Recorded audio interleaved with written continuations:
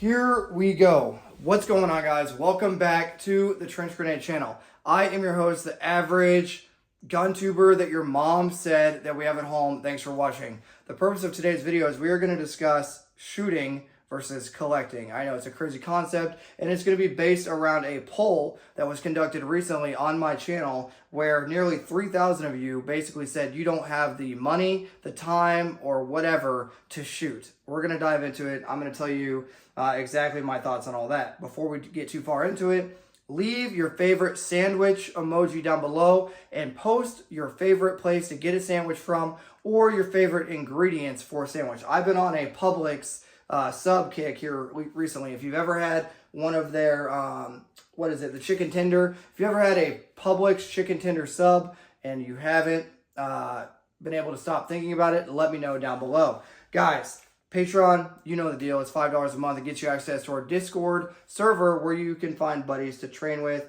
game with, stay up late, and talk about why people are not shooting their guns. Okay, I want you guys to all take a minute, and if you didn't comment, if you didn't vote on the poll, post down below how many rounds you're shooting a month, and don't lie, okay? This is your safe space. You can go down below and actually tell the truth, okay? Because I think it's important for us to be transparent and to call each other out. If you're not shooting, I think it's a problem, okay? Yes, dry fire is a tool that dudes can use to stay proficient, but I think live rounds downrange, okay? Actually shooting the guns and getting live rounds downrange is the whole point of this whole thing. I mean, I got into shooting, into training, for life and liberty, and it's just fun competing and just being prepared, right? But I think a lot of guys are missing the mark. So let's talk about it. So on the poll, roughly 2.7 thousand people voted, and out of those 2.7, it was roughly 85% that said they aren't shooting at all every month, or they're shooting 100 rounds or less per month. That's a problem.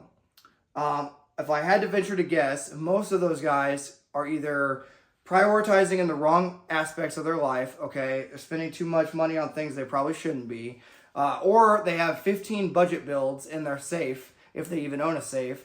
They have 15 budget builds and they haven't shot half of them in over a year. If you haven't shot half of your guns in over a year, that is a sign, or a detective would call that a clue, to go and sell some of the guns you're not shooting and reprioritize that money into ammunition to feed the guns you are shooting. Just my opinion, just my advice. I think a big problem with the gun culture, gun community, is guys get so wrapped around having like flashy things, right? Having nice fancy things, or having a recce build, a CQB build, a mid-range build, etc., a PDW, this handgun, that handgun. They get so wrapped up in all this, and then next thing you know, they own 20 guns and they only shoot 2, okay? Because they can only afford to shoot 2. And another issue is proficiency. I see a lot of guys, they'll own a ton of stuff of different calibers, different manual of arms, right? They'll have AKs, ARs, shotguns, bolt-action rifles, semi-automatic 308s, whatever. But they're only proficient with maybe an AR-15, and they suck with a pump gun, they suck with a bolt-action, or whatever. It all comes back to the same thing. You only have so many hours in the day, and you only have so many hours in the week, right? And there's only so many days in the week, and you only have so much money. And even if you have a ton of money, you only have so much time. The pros can afford a lot of great guns, a lot of different builds, but they use the same build for consistency's sake, okay? For repeatability, etc., okay? So the purpose of this video is to try, please, to encourage you, if you're that guy sitting on a million different builds that you're not shooting, or you have guns in the safe that you haven't touched in forever, sell those guns to some sucker, go out and buy a few thousand rounds of 5.56 and start shooting. Shoot the guns, okay? Keep a few thousand rounds for emergencies and start training. Train with the guns and get out of that collector mentality. You shouldn't just be sitting on guns that are going to rust and dust in a safe. You should actually train, okay? If you didn't vote on the poll, leave your comment down below of how much you're actually training a month. Be honest, be realistic. Don't just go down there and say you're shooting 4 million rounds or whatever. Be honest with yourselves. What can you reprioritize in your budget to actually try to get some rounds through your favorite rifle, your go-to-war rifle, okay? And try to change for the better, okay?